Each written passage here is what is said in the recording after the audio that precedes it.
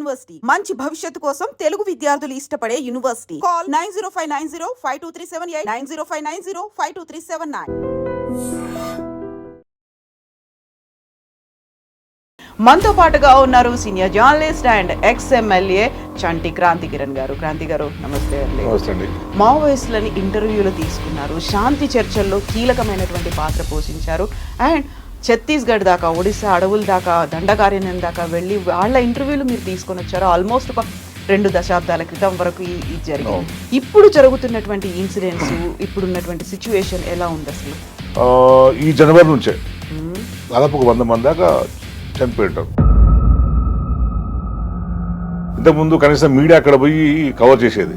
ఇప్పుడు అసలు అక్కడ ఏం జరుగుతుందో తెలియని పరిస్థితి అయితే ఒకటి మనకు కనిపిస్తుంది. ఇప్పుడు మీడియా చొరవ తీసుకోవట్లేదా? అక్కడికి వెళ్ళేటువంటి పరిస్థితి ఇటు భద్రతా బలగాలతో పాటుగా అక్కడ ఉన్నటువంటి మావోయిస్టులు కల్పించట్లేదా? అలాంటి పరిస్థితే లేదా అసలు? మనం అక్కడ పోయి చొరవ తీసుకొని పోయి కవర్ చేసి మనం ఏమన్నా తీసుకోవడానికి అయితే నాకు తెలిసి నక్సల్స్ నుంచి అయితే ఎటువంటి ప్రాబ్లం ఉండదు. అయితే ఇప్పుడు పోలీసు అప్రాణలోకి పోయింది అది. ఎందుకంటే పోలీసులు మీరు అమిత్ షా మాటలు మనం వింటున్నాం కదా. 2026 మార్చి లోపలికల్లా మావోయిస్ట్ ఫ్రీ భారత్ చేస్తాము అనే లక్ష్యం ఆ వెరీ రీసెంట్ గా జరిగినటువంటి ఎన్కౌంటర్ తర్వాత 26 లోపే అయిపోతుంది. ఆ లక్ష్యాన్ని మేము నెరవేర్చుకుంటాం. ఇప్పుడు తుది శ్వాస పీల్చుకుంటున్నారు మావోయిస్టులు అనే మాట అమిత్ షా అన్నారు. ఇప్పటికీ వాళ్ళ ఎజెండా, వాళ్ళ మైండ్ సెట్ అలాగే ఉందంటారా? ఒక సిద్ధాంతం అండి, మావోయిజం అంటే ఒక సిద్ధాంతం కదా, వ్యక్తులు కాదు కదా. సపోజ్ మొత్తం చంపేసినా అనుకున్నాం అంటే పోతుందా? దానికి మూలం ఏంటంటే పరిష్కారం చూడాలి తప్పించి నేను వీళ్ళని చంపేస్తే అయిపోతుంది ఏమవుతుంది? ఇప్పుడు వాళ్ళు చంపేస్తారు. కేంద్రమే ఒక లక్ష్యం పెట్టుకుంది, టార్గెట్ అనేది పెట్టుకుంది 2026 కల్లా. ఇప్పుడు కేంద్రానికి వ్యతిరేకంగా వీళ్ళు మాట్లాడతారా? కేంద్రం సమస్య కాదు ఈ కేంద్రం ఒక్క సమస్య కాదు కదా, అన్ని రాష్ట్రాల సమస్య. ఇప్పుడు అక్కడ పోయినంత మాత్రాన రివ్యూ జరగదు అని నేను చెప్తున్నాను కదా. నువ్వు మార్చి 30 వ్యక్తులను చంపేస్తారో తప్పించి, మార్చి 30 వ్యక్తులను నిర్మూలిస్తారో తప్పించి నేను ఆ సిద్ధాంతాన్ని నిర్మించలేదు కదా అంటున్నాను. జనతన సర్కార్ ఉంది. జనతన సర్కార్ అనేది ఒక ప్యారలల్ గవర్నమెంట్ గా వాళ్ళు అక్కడ ప్యారలల్ గవర్నమెంట్ ఎట్లా అంటామండి? నేను అంటున్నా ప్యారలల్ గవర్నమెంట్ ఎందుకు అనుకోవాలి? సహకార వ్యవసాయం అది. ఇది మాట ఇందులోకి ఎవరు ఎంటర్ అవునండి, అట్లా ఎవరు ఎంటర్ కావడానికి లేదని చెప్పారండి. ఇక్కడ ప్రభుత్వ పథకాలన్నీ వాడుకుంటారు. అక్కడ ఉన్నటువంటి ప్రజలు కాదు, జనతన సర్కార్ నడిపే వాళ్ళు ఎవరు లేదు. ఆ గ్రామ కమిటీలు ఉంటాయి అక్కడ, ఏ గ్రామానికి ఆ గ్రామ కమిటీలు ఉంటాయి. గన్స్ వాళ్ళు పట్టుకోవడానికి ఎలా అర్హులు అనేది వాళ్ళు మళ్ళీ దాన్ని ఉల్టా మన మీదే ప్రయోగిస్తున్నారు కదా. అక్కడ వచ్చినటువంటి పోలీసుల మీద ప్రయోగిస్తున్నారు, లేకుంటే మిలిటరీ వాళ్ళు వస్తే వాళ్ళ మీద ప్రయోగిస్తున్నారు. వాళ్ళందరూ కూడా పోలీసులే కదా, భద్రత కోసం ఉన్న వాళ్లే కదా. ఆయుధాలతో తిరుగుతున్నారు అనుకున్నప్పుడు మీకు చట్టపరంగా మీరు వివరించండి. వాళ్ళు వదిలిపెట్టమని చెప్పట్లే కదా, మనం కూడా చట్టపరంగానే వివరించాలని చెప్పి మనం చెప్తున్నాం. క్రాంతి గారు, ఆ టైంలో మీకు మావోయిస్టు సానుభూతి పరుడు అనేటువంటి ఒక పేరు కూడా వచ్చింది కదా. కాదండి, ఒకటి మంచి పని నచ్చినప్పుడు దానికి అట్రాక్ట్ అవుతాం కదా. ఇప్పుడు మీరు ఏదో మిషతో అయినా సరే ఆ ప్రాంత ప్రజల పట్ల మీరు సానుకూలంగా ఉండి అభివృద్ధి చేస్తే సంతోషం ఉంటుంది. కానీ నేనేం చెప్తున్నా అంటే ఇప్పుడు ఇంతటి మాలన హోమం చేయాల్సిన అవసరం లేదు అని నేనంటాను. సో ఇప్పుడు మరి తెలంగాణ రాష్ట్ర ప్రభుత్వం ఎందుకని స్పందించట్లేదు? ఇన్ని ఎన్కౌంటర్లు అవుతున్నాయి, ఇంతమంది చనిపోతున్నారు అంటే. సీతక్క గారు ఆ ఉద్యమం నుంచి వచ్చారు. కనీసం సీతక్కన్నా చొరవ తీసుకోవాలి. ఇప్పుడు మీ చుట్టూ ఆ పక్కకే కదా, గోదావరి పక్కకే కదా జరిగేదంతా. ఈ మానవం జరుగుతుంటే మరి సీతక్క గారు ఎందుకు మాట్లాడట్లేదు? మాట్లాడాలి కదా. అంటే ఏ ప్రభుత్వం అయినా గద్దెనెక్కినాక అంతే ఉంటుంది కదా, బహుశా ఈ ప్రభుత్వం కూడా అట్లే కావచ్చు. నమస్తే, వెల్కమ్ టు ఐ డ్రీమ్. 2026 కల్లా మావోయిస్ట్ ఫ్రీ భారత్ గా చేస్తామంటూ కేంద్రం అనౌన్స్ చేసింది. ఆ దిశగా అడుగుల్ని కూడా ముందుకేస్తుంది. ఈ సంవత్సరం తొలి 45 రోజుల్లోనే 81 మంది మావోయిస్టులని ఎన్కౌంటర్లో హతమార్చాయి కేంద్ర భద్రతా బలగాలు. ఓవరాల్గా అయితే ఏం జరుగుతోంది? నిజంగానే ఇప్పుడు ఛత్తీస్గఢ్ అడవులు కూడా మావోయిస్టులకి సేఫ్ జోన్ కాదా? గతంలో దండకారణ్యం, అబూజ్మడ్, ఇప్పుడు ఇంద్రావతి టైగర్ రిజర్వ్ ఏరియా, ఇక్కడి నుంచి కూడా నక్సలైట్లు వెళ్ళిపోతే ఇంకా తర్వాత స్థానం ఎక్కడుంది? ఖచ్చితంగా 26 లోపే మావోయిస్ట్ రహిత భారత్ ఉండబోతోందా? ఎవరు ఎలా రెస్పాండ్ అవ్వాల్సినటువంటి అవసరం ఉంది? మనతో పాటుగా ఉన్నారు సీనియర్ జర్నలిస్ట్ అండ్ ఎక్స్-ఎమ్మెల్యే చంటి క్రాంతి కిరణ్ గారు. క్రాంతి గారు నమస్తే అండి. సో నేను మిమ్మల్ని జర్నలిస్ట్గా చూశాను, మీరు జర్నలిస్ట్గా ఉండి బోల్డ్ అంతమంది మావోయిస్టులని ఇంటర్వ్యూలు తీసుకున్నారు, శాంతి చర్చల్లో కీలకమైనటువంటి పాత్ర పోషించారు అండ్ ఛత్తీస్గఢ్ దాకా, ఒడిశా అడవుల దాకా, దండకారణ్యం దాకా వెళ్ళి వాళ్ళ ఇంటర్వ్యూలు మీరు తీసుకొని వచ్చారు. ఆల్మోస్ట్ ఒక 2 దశాబ్దాల క్రితం వరకు ఇది జరిగింది. ఇప్పుడు జరుగుతున్నటువంటి ఇన్సిడెంట్స్, ఇప్పుడున్నటువంటి సిచ్యువేషన్ ఎలా ఉంది అసలు? అంటే ఇప్పుడు మనం అంతా బయట నుంచే చూస్తున్నాం కదండి. ఇంతకుముందు మీరు అన్నట్టు కూడా ఇంతకుముందు కనీసం మీడియా అక్కడ పోయి కవర్ చేసేది. వాళ్ళు పిలిచినా పిలవకపోయినా ఏం జరుగుతుంది, ఒక ఇన్సిడెంట్ జరిగినప్పుడు, ఒక ఎన్కౌంటరో లేదనుకుంటే పోలీసులను వాళ్ళు చంపినప్పుడు, పోలీసులు వాళ్ళని చంపినప్పుడు ఎప్పుడో సందర్భంలో అక్కడ పోయి అక్కడ పరిస్థితిని అంచనా వేసి ఒక రిపోర్టింగ్ చేసే పరిస్థితి ఉండేది. ఇప్పుడు అసలు అక్కడ ఏం జరుగుతుందో తెలియని పరిస్థితి అయితే ఒకటి మనకు కనిపిస్తుంది. ఎందుకంటే పోలీసులు చెప్పిందే మనం రాసుకోవాల్సింది తప్పించి మనం అక్కడ వాస్తవంగా ఏం జరుగుతుందనేది అయితే మనకు తెలియని పరిస్థితి ఉంది. అయితే ఒకటి మనకు స్పష్టంగా కనిపిస్తుంది ఏంటంటే ఈ జనవరి నుంచే దాదాపు 100 మంది దాకా చనిపోయింటారు. లెక్కలైతే 81 అని చెప్తున్నా కూడా 100 మంది దాకా జస్ట్ ఇంకో ఇది 2వ నెలనే కదా, 2వ నెల 1.5 మంత్. ఈ 1.5 మంత్లోనే 100 మంది దాకా చనిపోయిన పరిస్థితి ఉన్నది. ఎందుకంటే పేపర్లలో అప్పుడు చనిపోతారు ఒకసారి 80 మంది, ఒకసారి 10 మంది, ఒకసారి 11 మంది, ఇవి మొన్న 30 మంది, ఇవన్నీ లెక్కలు వేసుకుంటే మీకు 100 దాటిపోతుంది లెక్క. ఇవన్నీ 100 కంటే ఎక్కువ దాటిపోతుంది.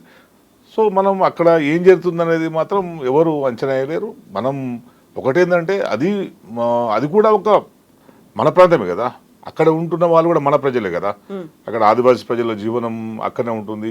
సరే మావోయిస్టులు కొందరు ఉండొచ్చు కానీ వాళ్ళ షెల్టర్ ఇంకో దానికో పోవచ్చు. కానీ ఈ నెపంతో ఇప్పుడు మరి ఆదివాసులు చనిపోతుర్రా, మావోయిస్టులు చనిపోతుర్రా ఏంది అనేది మాత్రం అంత కన్ఫ్యూజ్లో ఉన్నది.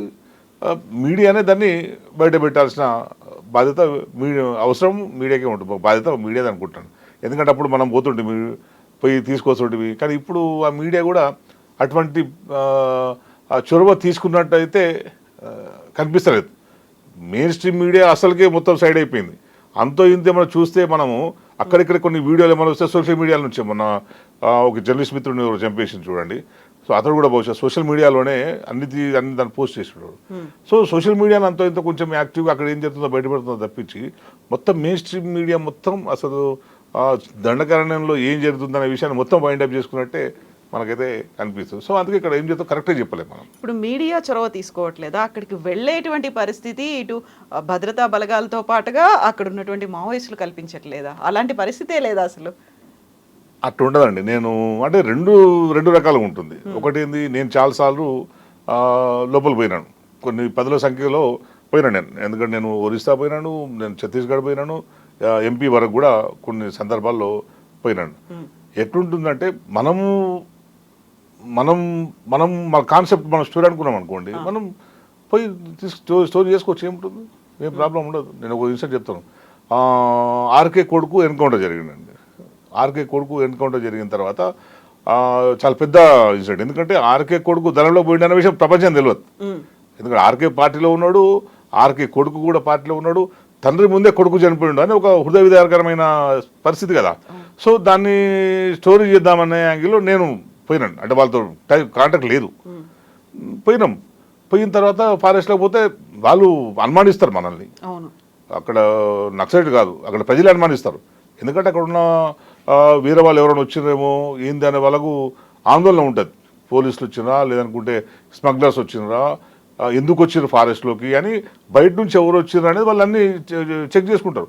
చెక్ చేసిన తర్వాత ఐడి కార్డు చూపెట్టి నేను ఇట్లా రిపోర్టర్స్ మేము 3 టీం వెళ్ళిపోయినాం, 2-3 ఛానల్స్ పోయిన తర్వాత వాళ్ళు అప్పుడు నమ్మి మాకు ట్రాక్టర్ ఇచ్చి అక్కడ తీసుకుపోయారు. ఎక్కడైతే ఎన్కౌంటర్ జరిగిందో అక్కడ తీసుకుపోయి మేము షూట్ చేసుకొని వస్తుంటే వాళ్ళు ఎదురు వచ్చారు మాకు. అంటే మాకు ఆపిర్రు, విలేజెస్ ట్రాక్టర్ ఆపేసినారు. వాళ్ళు ఆపేసి సార్ కొద్దిసేపు అయింది అక్కడ పోవద్దు సార్, ఎందుకు పోవద్దు అని మేము అన్నాం. అంటే అక్కడ దళం పోతుంది సార్, అక్కడ మీరు పోవద్దు అక్కడికి, వాళ్ళు వెళ్ళిపోయినాక మీరు పోవాలి అన్నారు. అంటే మాకు వాళ్ళతో మాట్లాడాలి కదా, మేము దీనికోసం వచ్చిందని అసలు మేము వచ్చిందే స్టోరీ దానికోసము. మేము వాళ్ళతో మాట్లాడాలని మేము లేదు సార్ చంపేస్తారు పోతే అసలు తెలియకుండా రావడమే తప్పు సార్, మీరు జర్నలిస్ట్ కనుక మిమ్మల్ని అక్కడ దగ్గర తీసుకుపోయినాము అని చెప్పి అన్నారు. సరే ఓ పని చేయి, మేము జర్నలిస్టులం అని చెప్పి మా కార్డ్స్ అన్ని ఎవరో వాళ్ళకు ఇచ్చిరండి, చూపించండి, మేము వేరే పోలీసులం కాదు, వేరే ఇన్ఫార్మర్స్ కాదు కదా అంటే వాళ్ళు తీసుకుపోయి కార్డ్స్ ఇచ్చారు. అప్పుడు మమ్మల్ని పిలిచి మాట్లాడారు, కానీ కొట్టి పంపలేరుగా మమ్మల్ని. సో ఇష్యూ జెన్యున్ అయినప్పుడు, పోయేవాళ్ళు జెన్యున్ అయినప్పుడు, అటువైపు నుంచి అయితే నాకు తెలిసి నక్సల్స్ వైపు నుంచి ఎప్పుడు కూడా ఏ జర్నలిస్టులకు ఎక్కడ ప్రమాదం అయితే జరగలేదు. బస్ ఇంకా పోలీసుల వైపు నుంచి ప్రమాదం జరుగుతుందంటే పోలీసు కూడా కొన్ని సందర్భాల్లో నేను ఇంటర్వ్యూ వచ్చిన తర్వాత 2-3 సందర్భాల్లో ఇద్దరు పోలీస్ ఆఫీసర్ అన్నాడు, ఎక్కడ పోయినారో తెలుసు సార్ మాకు, ఏ లొకేషన్ పోయినారో మీరు మాకు తెలుసు, అని చెప్పి ఊరికే మరి నిజంగానే తెలుసా తెలియదా అని అట్లా ఊరికే అట్లా భయపెట్టిస్తుంటారు. సో ఇప్పుడు వాళ్ళు భయపడతారా? ఇంకోటి ఏమంటారంటే ఫస్ట్ మనకు భయం ఉంటుంది వెళ్ళే వాళ్ళకి. ఏంటంటే వెళ్ళిన తర్వాత ఇద్దరి మధ్య కాల్పులు జరిగితే మనం చనిపోతే పరిస్థితి ఏందని ఒక భయాందోళన కావచ్చు. సో ఆ భయాందోళనలో మరి పోవట్లేరా మరి ఏందా అనేది మరి పోయి ఇన్వెస్ట్ చేసే జర్నలిస్టుని బట్టి ఉంటుంది అది. అంత తప్పించి పోలీసులు వద్దన్నారు, లేదు మావోయిస్టులు వద్దన్నారు అనేది కాదు. మా పోలీసులు ఎప్పుడైనా వద్దంటారు. నాకు చాలా సందర్భాల్లో నేను ఇంటర్వ్యూ పోయించిన తర్వాత నీ ఇష్టం సార్, నెక్స్ట్ టైం నువ్వు పోయినావు అనుకో, ఏమైనా జరిగింది అనుకో, నీ ఇష్టం అని చెప్పాను. చాలా సందర్భాలు చెప్పినట్లా. ఒకసారి నేను టీవీ9లో ఉన్నప్పుడే నేను ఫారెస్ట్లోకి పోయినాను. నేను పోయిన విషయాన్ని నన్ను డ్రాప్ చేసిన డ్రైవరు ఎక్కడో గొడవ చేస్తే ఎక్కడ వచ్చినావు ఏంటంటే ఇక్కడ ఇలా డ్రాప్ చేసిపోయినా అని చెప్పి పోలీసులు చెప్పిండు. అప్పుడు ఆ డిఎస్పీ మా రూపేష్ గారికి ఫోన్ చేసాను, మేము లోపలికి పోయిండు, లోపల ఏం జరిగినా మాకు సంబంధం లేదండి అని చెప్పి. పలానా చోట ఉన్నాడు, పలానా చోటుకి పోతుండు, మేము మా ఫోర్స్ కూడా పోతుంది, వాళ్ళు వీళ్ళు గడ్డకాలు చేస్తే మీ వాడు ఇట్లా అయిపోతాడని నేను బయటకు వచ్చినాక చెప్తున్నాను మా వాళ్ళు ఈ విషయాలు. సో అవన్నీ జరుగుతుంటాయి. మనం పోయే దాన్ని బట్టి మనకు ఉంటే తప్పించి మనం అక్కడ పోయి చొరవ తీసుకొని పోయి కవర్ చేసి మనం ఏమన్నా తీసుకోవడానికి అయితే నాకు తెలిసి నక్సల్స్ నుంచి అయితే ఎటువంటి ప్రాబ్లం ఉండదు. అయితే ఇప్పుడు పోలీస్ అప్రాణలోకి పోయింది అది.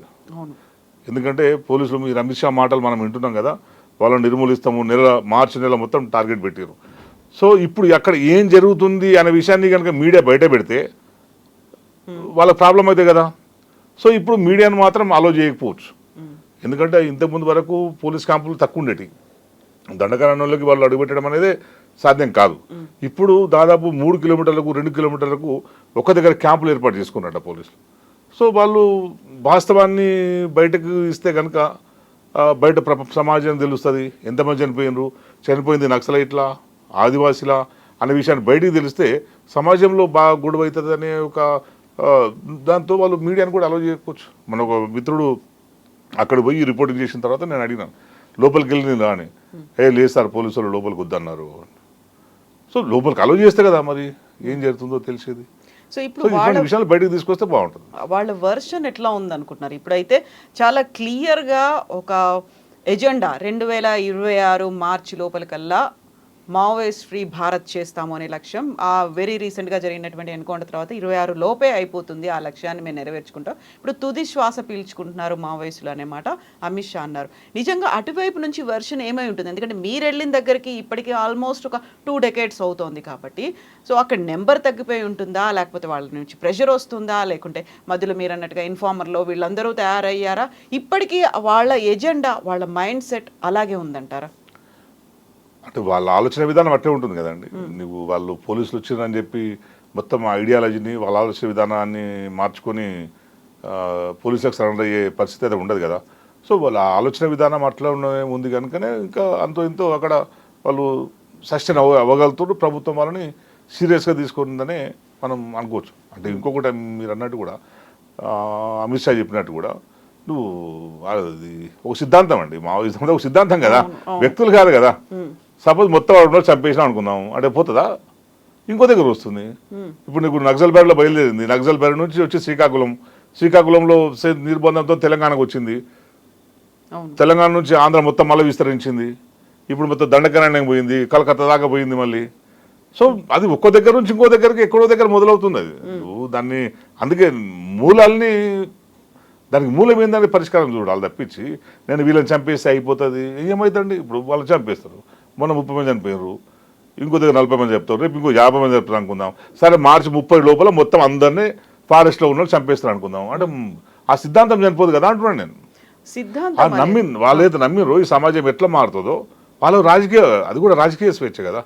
నువ్వు ఆయుధాలతో తిరగడం భారత రాజ్యాంగానికి వ్యతిరేకం కావచ్చు, మీరు చట్ట ప్రకారం మనం చర్య తీసుకోవచ్చు దాన్ని. ఎందుకంటే రాజ్యాంగం వ్యతిరేకం కనుక, ఆయుధాలతో సంచరించడం రాజ్యాంగం వ్యతిరేకం కనుక నువ్వు చర్యలు తీసుకోవచ్చు. కానీ మనిషిని మొత్తం నువ్వు ఎట్లా మట్టు పెడతావు ఆయుధంతో తిరిగిండని చెప్పి? నీ మనిషి కదా, నీ పౌరుడు కదా, ఈ దేశ పౌరుడు కదా, నువ్వు మట్టు పెట్టే హక్కు నీకు లేదు. సో అతను నువ్వు నిర్బంధించి నువ్వు జైల్లో పెట్టి ప్రాసిక్యూట్ చెయ్యి. సో అంతే తప్పించి నేను చంపేస్తా ఇట్లా కుప్పలుగా శవాల్ని వాళ్ళ ఊళ్ళలోకి పంపిస్తాను అంటే అసలు ఇది సమాజం, సభ్య సమాజం కూడా ఎవరు హర్షించారు కదా. అన్నీ తెలిసిన వాళ్ళు, ఇప్పుడు మీరు అందరూ జర్నలిస్ట్గా పనిచేసినాము, ఇంతమంది చనిపోతుంటే నువ్వు ఎవరు మాట్లాడకుండా ఉంటే కూడా నువ్వు ఎట్లా ఉంటుంది అది? వాళ్ళు ఎవరో వేరే విదేశీ శక్తులు కాదు కదా, వాళ్ళు విదేశీ శక్తులు భారతదేశం మీద దండయాత్రకు వచ్చినప్పుడు నువ్వు రాకెట్ లాంచర్లు ఉపయోగించాలి, డ్రోన్లు ఉపయోగించాలి, నువ్వు శాటిలైట్ గన్స్ ఉపయోగించాలి. వాళ్ళు విదేశీ శక్తులు కాదు కదా, భారతదేశాన్ని ఏమైనా కబ్జా చేయడానికి వస్తున్నారా? కాదు కదా. సో వాళ్ళు అక్కడ ఉండి వాళ్ళకు అక్కడ నేను ఎందుకంటే నేను 15 సంవత్సరాలుగా కంటిన్యూగా రెగ్యులర్గా అంటే దాదాపు సంవత్సరాలు 2 సార్లు పోయి నేను స్టోరీలు చేస్తుంటే వాళ్ళు దండకారణ్యంలో అద్భుతమైన వ్యవసాయాన్ని నేర్పిన ఆదివాసులు మనకంటే బాగా వ్యవసాయం చేశారు. నేను చాలా చోట్ల అరటి తోటలు చూసినాను, జామ తోటలు చూసినాను, నేను కూరగాయలు పండించేది చూసినాను, వరి పండించే. దండకారణంలో వరిని మీరు ఎక్స్పెక్ట్ చేస్తారా? దండకారణంలో వరి కూడా వాళ్ళు పండించారు, వ్యవసాయం చేసుకుంటారు. మన ఊర్లో లేని సహకార వ్యవసాయం వాళ్ళ దగ్గర ఉంటుంది. వాళ్ళ వ్యవసాయం చేసిన వాళ్ళందరూ కూడా ప్రతి ఎకరకు ఇంత అమౌంట్ తీసుకుపెడతారు ప్రతి సంవత్సరం. తీసిపెట్టి అదే అమౌంట్ను లోన్లు తీసుకుంటారు, లోన్ ఇస్తారు వాళ్ళు. సో అట్లాంటి ఒక మంచి సహకార వ్యవసాయము ఇట్లా అక్కడ జనతా సర్కార్ పేరుతో అక్కడ నడిపిస్తున్నారు. అది మంచిగా చేస్తున్నారు కదా, అది మంచిగా చేస్తున్నారు అంటాం కదా. సార్ మీ ప్రభుత్వం వర్షన్ ఏంది?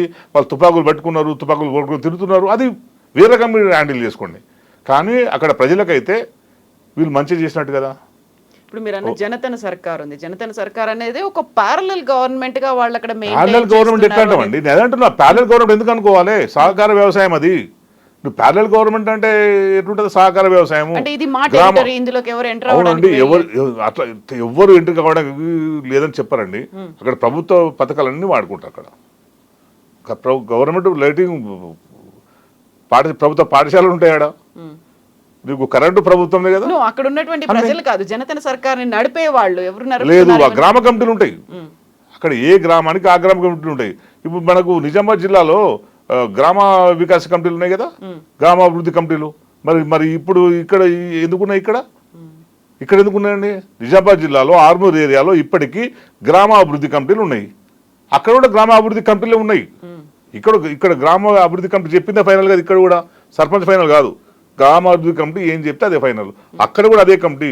ఒక గ్రామంలో కమిటీ వేసుకుంటారు. ఆ కమిటీలో వ్యవసాయానికి ఒకరు ఉంటారు, వాళ్ళకి సంబంధించిన సలహాలు సూచనలు కూడా ఉంటుంది, ఊరు సెక్యూరిటీ కూడా ఉంటారు.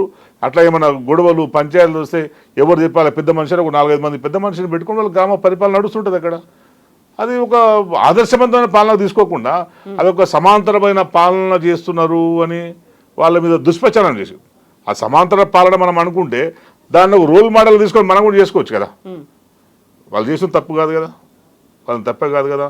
వ్యవసాయం ఎట్లా చెప్పాలనో అందరికీ కూర్చోబెట్టి క్లాసులు పెడుతున్నారు. ఇప్పుడు రైతు వేదికలు లేవా మన దగ్గర? రైతు వేదికలో వ్యవసాయం ఎట్లా చేయాలి, ఏ పంటలు పండించాలని వ్యవసాయ అధికారులు మనం చెప్పట్లేరా? చెప్తున్నారు కదా. వాళ్ళు కూడా అదే పని చేస్తున్నారు. మేము పోయినప్పుడు అదే వాళ్ళు రైతులందరూ కూర్చోబెట్టి మీ భూమిలో ఏ పంట వేయాలి, దాని పంట ఇంకో అంతర పంటకి ఇంకేం వేసుకోవచ్చు, ఎంత మోతాదు వేసుకోవాలి, మీరు ఎంతమంది ఉన్నారు, ఎంతమందికి సరిపడదు ఉంటుంది, మిగతా దాన్ని మార్కెట్ ఎట్లా చేసుకోవాలి, అవన్నీ వాళ్ళు చెప్తున్నప్పుడు సేమ్ మనం ఇక్కడ కూడా రైతు బంధువులు మన వ్యవసాయ అధికారులు కూడా అదే పని చెప్తున్నారు కదా. రైతులకు ఊరు తిరిగి అన్ని చెప్తున్నారు కదా. సో దాన్ని యాక్సెప్ట్ చేస్తున్నప్పుడు మీరు అది కూడా మీరు చేస్తలేరు, మీ వైఫల్యం అని చెప్పాలి కదా. అదంతా ఒక ఆస్పెక్ట్ మాత్రమే. అక్కడ ఉన్నటువంటి అడవుల్లో ఉన్నటువంటి గిరిజనులకో లేకుంటే కొండ కోయ దొరలు వాళ్ళకో హెల్ప్ చేస్తున్నారు, వాళ్ళ లైవ్లీహుడ్ని బెటర్మెంట్ చేస్తున్నారంటే అదంతా ఒక ఆస్పెక్ట్ మాత్రమే. మిగతాదంతా కూడా మీరు అన్నారు ఇప్పుడు వాళ్ళు విదేశాల నుంచి చొరబడి వచ్చారా లేకుంటే సొంత మన సమాజానికి చెందిన వాళ్ళే, మన దేశం వాళ్ళే, వాళ్లకు గన్స్ ఉన్నంత మాత్రాన గన్స్ వాళ్ళు పట్టుకోవడానికి ఎలా అర్హులు అనేది వాళ్ళు మళ్ళీ దాన్ని ఉల్టా మన మీదే ప్రయోగిస్తున్నారు కదా. అక్కడ వచ్చినటువంటి పోలీసుల మీద ప్రయోగిస్తున్నారు, లేకుంటే మిలిటరీ వాళ్ళు వస్తే వాళ్ళ మీద ప్రయోగిస్తున్నారు. వాళ్ళందరూ కూడా పోలీసులే కదా, భద్రత కోసం ఉన్న వాళ్లే కదా. కరెక్ట్ అండి. భారత రాజ్యాంగం ప్రకారం ఆ పరిధిలోబడి మనం పనిచేసుకోవాలి. ఈ పౌరులుగా ఆ రాజ్యాంగం కల్పించిన అన్ని హక్కులని దానికి అనుగుణంగానే మనం పనిచేసుకోవాలి.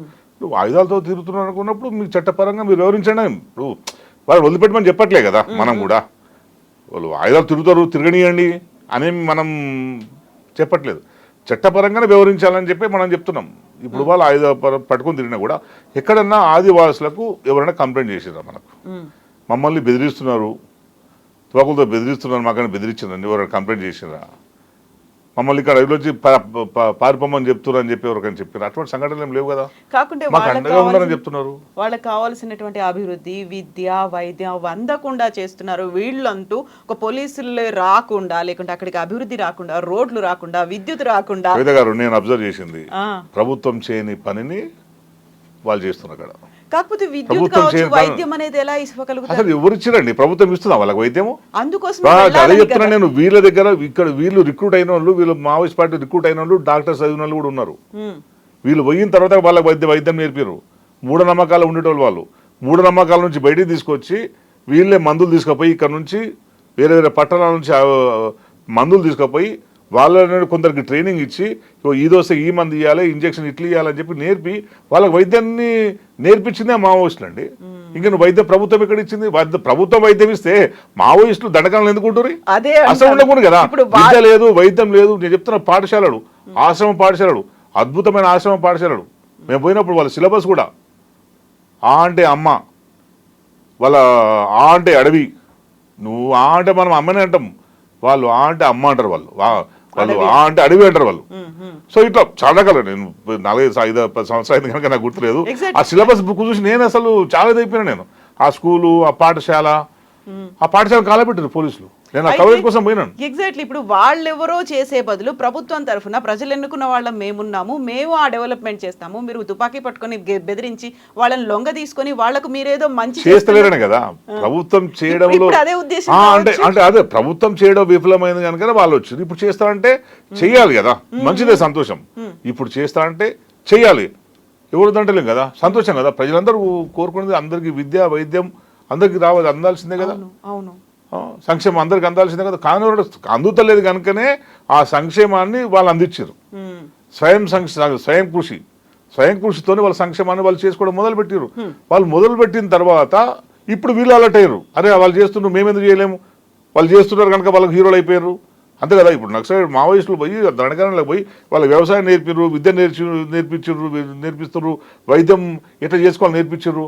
అయిపోయింది కదా. మనిషి బతకడానికి అదే పని అడవుల్లో కాకుండా బయటకు వచ్చి అందరి కోసం, సమాజం కోసం వాళ్ళు ఏ వాయిస్ వినిపించాలనుకున్నారో, వాళ్ళు ఏ మార్పులు రావాలనుకున్నారో అదే ఇక్కడ వాళ్ళు చూసుకోవాలండి. నేను మావోయిస్టులు వాళ్ళ నాకు సంబంధం లేదు, అది వాళ్ళు చెప్పాలి. ఎందుకంటే మనకేందంటే అక్కడ పోయిన తర్వాత నచ్చిందండి. క్రాంతి గారు, ఆ టైంలో మీకు మావోయిస్టు సానుభూతి పరుడు అనేటువంటి ఒక పేరు కూడా వచ్చింది కదా. కాదండి, ఒకటి మంచి పని నచ్చినప్పుడు దానికి అట్రాక్ట్ అవుతాం కదా, తప్పేముంది. ఇంత చేసిన తర్వాత బాగా అనిపిస్తుంది. నేను అరే వాళ్ళు చేపలు పెంచుతానండి, చేపలు నువ్వు దట్టమైన అడవిలోకి పోయి పెంచిన చేపలను నువ్వు తింటావా? నువ్వు జామకాయలు తింటారా అక్కడ? సో నీకు అంత మంచి ప్రజలకు బాగా చేస్తున్నప్పుడు మనం అట్రాక్ట్ అవుతాం కదా. అరే మా ఊర్లో కూడా నేను ఇట్లా చేస్తే బాగుంటుండే, ఇట్లాంటి జరగాల్సి ఉంటే బాగుంటుండే, మా దగ్గర కూడా ఇట్లాంటి విద్యా విధానం ఉంటే బాగుంటుండే అనేది అనిపిస్తుంది కనుక మనకు ఎవరికైనా ఉంటుంది. నేను దగ్గర చూస్తున్నాను కనుక చెప్తున్నాను నేను. ఇప్పుడు ప్రభుత్వం ఎట్లా చేస్తుంది ఏది అది ఇక్కడ వచ్చి చేస్తారా ఎవరు? అందుకే చెప్తున్నా, అది వాళ్ళకు ఒక సిద్ధాంతం ఉంది కనుక, ఒక కమిట్మెంట్ ఉంది కనుక, ప్రజల పట్ల వాళ్ళకు ప్రేమ ఉంది కనుక ఇవన్నీ సక్సెస్ అయినాయి. అందుకని ఇప్పుడు మనుషులు చంపేస్తే వాళ్ళ వల్ల అక్కడ చదువుకున్న 100 స్టూడెంట్స్ ఉంటారు కదా, వాళ్ళకి మనసులో ఉంటుంది కదా. నేను అప్పుడప్పుడు పోయిన జర్నలిస్ట్ నేను కొంచెం వాళ్ళ పట్ల కొంచెం అరే బాగా చేస్తున్నాడు ఒక పాజిటివ్ దృక్పథం నాకు వచ్చినప్పుడు, కొన్ని వేల మంది ఉన్నప్పుడు అది ఇంకా బతిక ఉంటుంది అంటున్నాను. అయితే ఇప్పుడు మీరు బతికుంటుంది అని చెప్పినప్పుడు కూడా అక్కడ వాళ్ళకి ఇంకెవరో వచ్చి చేసే బదులు ప్రభుత్వ అధికారులు అక్కడ మెరుగైన వైద్య సదుపాయాలు, దానికోసం బడ్జెట్లు, ఇంత అలొకేషన్లు పెట్టిన తర్వాత ఇంతకు మించి అక్కడ అభివృద్ధి జరుగుతోంది, ఇంతకు మించి మనకు వసతులు వస్తాయి అనుకున్నప్పుడు ఆ టర్న్ అనేది, ఆ షిఫ్ట్ అనేది ఇటువైపు వచ్చిందా? ఎలా ఉంది అబ్జర్వేషన్ మీద అక్కడ ఉన్నటువంటి? అంటే అప్పటికి 20 yearsకి ఇప్పటికీ ఏం చేశారంటే రోడ్స్ వేసారు. గిరిజనుల మీద ప్రేమతో వేయలేరు రోడ్స్.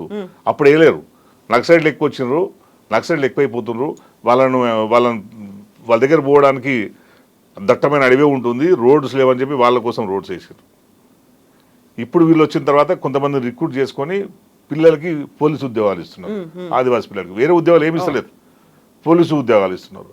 సో అభివృద్ధి అనేది ఇప్పుడు ఈ రకంగా చూపెడుతుంది తప్పించి నిజమైన అభివృద్ధి అక్కడ చూపెడతలేరు. ఒకవేళ ఎక్కడైతే అభివృద్ధి జరుగుతుందో వాళ్ళు ఉండరు కదా, వాళ్ళు కోరుకునేది కూడా అదే కదా. ప్రజల సంపదని ప్రజలకు దక్కాలని చెప్తున్నారు కదా. నువ్వు వాళ్ళ కష్టానికి తగ్గ ఫలితం కావాలని వాళ్ళు అడుగుతున్నారు కదా. ఏమన్నా మొత్తం ఈ రాజ్యాన్ని మాకు ఇచ్చేయండి, ఈ ప్రైమ్ మినిస్టర్ సీట్ మాకు ఇవ్వండి, ఈ ఎమ్మెల్యే సీట్ మాకు ఇవ్వండి అని అడుగుతున్నారు. వాళ్ళు ఏం అడతలేరు కదా. ఏమన్నా అక్కడ పోటీ చేసి బస్సార్లో పోటీ చేసి మా గణపతి గారిని ఎంపీగా నిలబెట్టుకోండి అని చెప్పి గెలిపించండి అని చెప్పి ప్రచారం చేస్తారు. వాళ్ళు అది చేయట్లేరు కదా. వాళ్ళు కావాల్సిన ప్రజల కోసమే మాట్లాడుతున్నారు వాళ్ళు. సో అందుకే ఇప్పుడు వాళ్ళను నిర్మించడానికి ఇవన్నీ సంక్షేమ పథకాలు అక్కడ చేస్తారు. సంతోషం కదా, చేయనియండి, మేము కదట్లేము. ఇప్పుడు ఇప్పటి వరకు వాళ్ళను విస్మరించిన కనుకనే వాళ్ళకు నక్సలైట్ అంటే దేవులు అయిపోయారు. ఇప్పుడు మీరు ఏదో మిషతో అయినా సరే అక్కడ ఆ ప్రాంత ప్రజల పట్ల మీరు సానుకూలంగా ఉండి అభివృద్ధి చేస్తే సంతోషం ఉంటుంది. కానీ నేనేం చెప్తున్నా అంటే ఇప్పుడు ఇంతటి మారణ హోమం చేయాల్సిన అవసరం లేదు అని నేనంటాను. సార్ వాళ్ళు కూడా మన పౌరులే కదా, పిలిపించి మాట్లాడండి. 2 సార్లు చర్చలు చేసిండ్రు ఇక్కడ, ఒక ఏజెండాని వాళ్ళు పెట్టారు ప్రజల ముందుకు. ఇంకోసారి మీరు కూడా ఫైనల్గా ప్రయత్నం చేయండి. పోయింది ఏముంది, చంపడం ఎందుకు అంటాం. సరే వాళ్ళ సిద్ధాంతం మంచుకున్న ప్రభుత్వం అల్టిమేట్గా ప్రభుత్వమే కదా, ప్రజల కోసం చేయాల్సిందంతా ప్రభుత్వమే కదా. మంచి చెడు విద్య వైద్యాన్ని సంక్షేమాన్ని అన్నింటినీ చేయాల్సింది ప్రభుత్వానికి బాధ్యత. అందరం కూడా ప్రభుత్వం మీద డిపెండ్ అవుతాం. అందరం ఓటు వేసి గెలిపించుకుంటాం కనుక ప్రభుత్వం మీదే బాధ్యత అది. సో వాళ్ళకు కూడా ఒకసారి ఇంకోసారి డైలాగ్ ఓపెన్ చేసి నేను చంపేస్తా, మీ సంగతి చూసుకుంటా, మిమ్మల్ని అంతా చూస్తా అంటే నువ్వు అది పోదంటున్నాను నేను. ఎవరు ఇనిషియేట్ చేయాలంటారు? గవర్నమెంట్ ఇనిషియేట్ చేయాలి. అంటే గతంలో శాంతి చర్చలు జరిగినప్పుడు మధ్యవర్తులు కొంతమంది ఉన్నారు. ఆ టైంలో కాల్పులు అనేవి జరగకుండా, ఎన్కౌంటర్లు అనేవి జరగకుండా ఇవన్నీ చూసుకుంటూ ఒక లిమిటెడ్ పీరియడ్ పాటు వాళ్ళని హైదరాబాద్కు తీసుకొచ్చారు. మంచి మర్యాదలతో గెస్ట్ హౌస్లో ఉంచారు. ఆ కార్యక్రమాలు ఇప్పుడు పౌర సంఘాలు చేయలేకపోతున్నాయా? ప్రభుత్వం కూడా ఇంట్రెస్ట్ చూపించలేదా? మొత్తం మట్టు పెట్టాలి అనే కార్యక్రమమేనా? పౌర సంఘాలు ప్రయత్నంలో ఉన్నాయి, అంటే ప్రయత్నాలు చేస్తున్నట్టే. మొన్న రౌండ్ టేబుల్ కూడా పెట్టినట్టు సిపిఐ ఆధ్వర్యంలో మీటింగ్ కూడా పెట్టినట్టు. హరగోపాల్ గారు కూడా అక్కడక్కడ డిమాండ్ చేస్తున్నట్టు, సమస్య పరిష్కారం చేయాలి, చర్చలతో చేయాలని చెప్పి తను కూడా అడుగుతున్నట్టు. అంటే కనీసం వాళ్ళ మాట వినే ప్రభుత్వాలు ఉండాలి కదా, వాళ్ళ మాటను పట్టించుకునే ప్రభుత్వాలు ఉండాలి కదా. ఇప్పుడు మీద ఎవరు మాట్లాడినా వాళ్ళ మీద అర్బన్ నక్సలైట్స్ అని ముద్ర చేస్తారు. అది రాహుల్ గాంధీ అర్బన్ నక్సలైట్ అని చెప్పి నరేంద్ర మోడీ అంటుంటుంది కదా. సో ఈ ప్రభుత్వం చొరవ తీసుకోవాలి. ఈ ప్రభుత్వం 2 ప్రభుత్వాలు కదా. ఇప్పుడు తెలుగు రాష్ట్రాలకు సంబంధించిన నాయకులు ఎక్కువ మంది చనిపోతున్నారు కదా. సో 2 ప్రభుత్వాలు చొరవ తీసుకోవాలి. ఎందుకని తీసుకోవాలంటే కేంద్రమే ఒక లక్ష్యం పెట్టుకుంది, టార్గెట్ అనేది పెట్టుకుంది 2026 కల్లా. ఇప్పుడు కేంద్రానికి వ్యతిరేకంగా వీళ్ళు మాట్లాడతారా? కేంద్రం సమస్య కాదు ఇది, ఈ కేంద్రం ఒక్క సమస్య కాదు కదా, అన్ని రాష్ట్రాల సమస్య. ఇప్పుడు అక్కడ పోయినంత మాత్రాన నిర్మూలన జరగదు అని నేను చెప్తున్నాను కదా. నువ్వు మార్చి 30న వ్యక్తులను చంపేస్తారో తప్పించి, మార్చి 30లో వ్యక్తుల్ని నిర్మూలిస్తారో తప్పించి నీ ఆ సిద్ధాంతాన్ని నిర్మించలేరు కదా అంటున్నాను నేను. అది ఇప్పుడు సజీవంగా ఉంటుంది. ఇంకో దగ్గర అది పాదరసంలో పాకుతూనే ఉంటుంది. అది సాధ్యం కాదు. అది అందుకే ఏంటంటే దానికి శాశ్వత పరిష్కారం కావాలంటే చర్చలతోనే సాధ్యం. ఈ ప్రభుత్వం ఉంది, నాకు తెలిసి ఈ ప్రభుత్వం ఉన్నది, వాళ్ళ సహకారం లేకుండా ఎవరు గెలవరు ఇక్కడ. వాళ్ళ సహకారం లేకుండా ఖమ్మం, ఆదిలాబాద్, వరంగల్ జిల్లాల్లో ఎవరు గెలవరు. వాళ్ళ సహకారంతోనే గెలిచినరు. ఎప్పుడు చెప్తున్నాను, కాంగ్రెస్ పార్టీలో ఉన్న వాళ్ళు కూడా ఇంక్లూడింగ్ సీతక్క కూడా ఎవరెవరైతే ఉన్నారో ఆ బాడలో ఉన్న వాళ్ళు గెలవాలంటే మావోయిస్టు సహకారంతోనే గెలుస్తారు. 100% వాళ్ళ సహకారంతో గెలిచిన నేను అనుకుంటాను. నాకున్న అనుభవంతో 100% చేయగలుగుతారు. 100%. ఆ ఓన్లీ పర్టికులర్ నియోజకవర్గాలు కాదు, రాష్ట్రంలో 20% ఓటింగ్ని వాళ్ళు ఇన్ఫ్లుయెన్స్ చేయగలుగుతారు. ఎందుకంటే వాళ్ళ క్రెడిబిలిటీ ఉన్నది. తెలంగాణలో ఏ జిల్లాలకు పోయినా, నువ్వు కోస్తా తీసుకున్నా కూడా, శ్రీకాకుళం తీసుకున్నా కూడా, అక్కడ వాళ్ళు పోరాటం చేసిన అనుభవాలు ఉన్నాయి. నీకు నల్లమల చుట్టూన్న జిల్లాలు తీసుకున్నా కూడా వాళ్ళ పోరాటాల వల్ల ప్రజలకు బెనిఫిట్స్ వచ్చినాయి, ప్రజలకు భూమి వచ్చింది, వాళ్ళకు ఉపాధి దొరికింది. వాళ్ళ పోరాటం వల్ల ఎట్లా బతకొచ్చు అనే ఒక అవగాహన వాళ్ళకు వచ్చింది. సో వాళ్ళ వల్ల చాలా ఇంపాక్ట్ పడుతుంది. మనకు కనపడకపోవచ్చు కానీ ఆ ఇంపాక్ట్ చాలా ఉంటుంది సొసైటీ మీద. సో ఇప్పటికి కూడా ఈ ప్రభుత్వం వీళ్ళేం ప్రచారం చేసిండ్రు, ఈ ప్రభుత్వం ప్రజా వ్యతిరేక ప్రభుత్వం కేసీఆర్, ప్రజాస్వామ్య హక్కుల్ని కాలరాసిండు, మేము ప్రజాస్వామ్య హక్కుల్ని పునరుద్ధరిస్తాం, అన్ని రాజకీయ పార్టీల అభిప్రాయాల్ని గౌరవించి అందరికి స్వేచ్ఛ ఇస్తామని చెప్పి కాంగ్రెస్ పార్టీ తన ఎజెండాలు చెప్పింది. అన్ని రాజకీయ పార్టీల స్వేచ్ఛను రాజకీయాలు అన్నప్పుడు మావోయిస్ట్ పార్టీలు కూడా రాజకీయాలే కాకుండా అది తీవ్రవాద రాజకీయాలు అవుతున్నాయి కదా. మరి మీరు ఎందుకు వాళ్ళ సహకారం తీసుకున్నారు? ఎందుకు ఎలక్షన్ ఎందుకు సహకారం తీసుకున్నారు? ఇది మీరు అంటోంది కన్స్ట్రక్టివ్ గా చెప్తున్నారా, జస్ట్ లైక్ ఒక ఆరోపణ లాగా చెప్తున్నారా వాళ్ళ సహకారం తీసుకున్నారనేది? నేను నాకున్న సమాచారం చెప్తున్నాను. ఎందుకంటే ఒకటి ఏంటంటే వాళ్ళు కూడా ఏమనుకున్నారంటే కేసీఆర్ గారు పోతే మాకు కొంచెం డెమోక్రటిక్ స్పేస్ దొరుకుతుందేమో, ఇంతకంటే మంచి స్పేస్ దొరుకుతుందేమో అని వాళ్ళు కూడా ఊహించుకున్నారు. ఎందుకంటే కేసీఆర్ వస్తే ఆ కేసీఆర్ కూడా ఇలాంటి మైండ్ సెట్ తో అంటే కేసీఆర్ గారు శృతి సాగర్ ఎన్కౌంటర్ తర్వాత తెలంగాణ కేసీఆర్ గారు ఏమైందంటే వాళ్ళ పాపం కేసీఆర్ గారు అంటే మంచి అభిప్రాయం ఉండే. ఫస్ట్ ఎన్కౌంటర్ శృతి సాగర్ తర్వాత కొంచెం వాళ్ళు ఆలోచనలో పడ్డారా అంటే కేసీఆర్? అట్లా అంటే మనం ఎన్కౌంటర్ జరిగాయని చెప్పింది తెలంగాణలో ఎన్కౌంటర్లు జరిగాయని చెప్పిన తర్వాత ఎంట్లు జరుగుతున్నాయని చెప్పి వాళ్ళు కొంచెం కేసీఆర్ పట్ల కోపంగా ఉన్నారు. ఎందుకంటే నేను కూడా అప్పుడు ప్రెస్ మీట్కి నేను కూడా పోయించాను, దానికి నన్ను కూడా ప్రెస్ మీట్ పిలిచారు. అప్పుడు చెప్పి ఇది తప్పు, ప్రభుత్వం కరెక్ట్ రూట్లో పోతలేదు, సేమ్ చంద్రబాబు రూట్లోనే పోతుందని అప్పుడు చెప్పాను. సో బహుశా నేను అనుకున్నది ఏంటంటే, నా అంచనా ఏంటంటే ఈ ప్రభుత్వం వస్తే, కాంగ్రెస్ పార్టీ వస్తే కొంచెం బ్రీతింగ్ స్పేస్ దొరుకుతుందేమో మా, కానీ వాళ్ళు ఎక్స్పెక్ట్ చేసి వీళ్ళకి సపోర్ట్ చేసినామో నేను అనుకుంటున్నాను. అయితే బహుశా నేను అథెంటిక్ కొన్ని విషయాలు నాకు చెప్పలేం. కానీ ఇప్పుడు మీరు చెప్పినటువంటి ఈ మాటల్ని బట్టి చూస్తే ఇప్పుడు ప్రభుత్వంలో కీలకంగా ఉన్నటువంటి మంత్రులు ఆ బెల్ట్ నుంచి వచ్చిన వాళ్ళే ఉన్నారు కదా. ఆ మంత్రులు అంటే ఎమ్మెల్యేలుగా గెలవడంలో కూడా వీళ్ళు డైరెక్ట్ గానో ఇండైరెక్ట్ గానో అక్కడ ఇన్ఫ్లుయెన్స్ చేశారు, అంతేనా? 100% ఇన్ఫ్లుయెన్స్ చేసారు. వాళ్ళ ఇన్ఫ్లుయెన్స్ లేకుండా గెలవడం సాధ్యం కాదు. అందుకే నేను చెప్తుంది ఏంటంటే, సీతక్క గారు ఆ ఉద్యమం నుంచి వచ్చారు, కనీసం సీతక్కన్నా చొరవ తీసుకోవాలి. ఇప్పుడు మీ చుట్టూ ఆ పక్కకే కదా, గోదావరి పక్కకే కదా జరిగేదంతా. ఈ మానవం జరుగుతుంటే మరి సీతక్క గారు ఎందుకు మాట్లాడట్లేరు? మాట్లాడాలి కదా.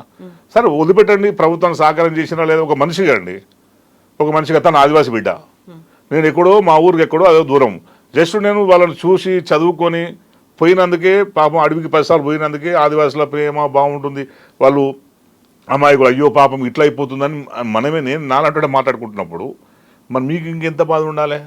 మీకు ఉండాలి కదా బాధ. ఆ బాధను మీరు ఎందుకు ఎక్స్పెక్ట్ చేస్తారు మీ ప్రభుత్వంతో? మీ ప్రభుత్వం వినకపోతే బహిరంగంగా చెప్పండి, సమాజం ముందు చెప్పండి, సమాజం వస్తుంది, సమాజం మీకు కూడా అండగా వస్తుంది.